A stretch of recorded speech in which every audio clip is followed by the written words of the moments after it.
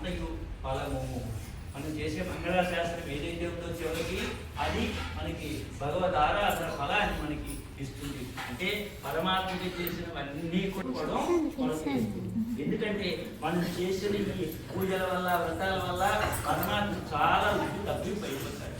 ఇక ఆయన మనసులో ఆనందం పొందుతుంది, ఆయన మొహంలో ఆనందం పొందుతుంది, ఎక్కడ లేని అందము ఆయనలో ఇనుమడిస్తుంది.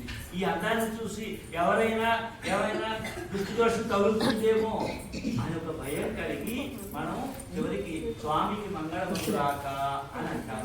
బలం విష్ణు సమర్థత అన్నామంటే ఆయన బలవంతా మనం లాగేసుకుంటున్నాం. కానీ మళ్ళీ ఆయనకి బలం ఇవ్వాలి. ఎవరు ఇవ్వాలి? భక్తులే బలం ఇవ్వాలి. ఆయనకి మనం ఇస్తే బలం, మనకు ఆయన బలాన్ని ఇస్తాడు. అంచేత బలం విష్ణు ప్రవర్తతామంటే నీకు మంగళం అయితే మా జగతికంతా మంగళమేనయ్యా అని చెప్తున్నారు.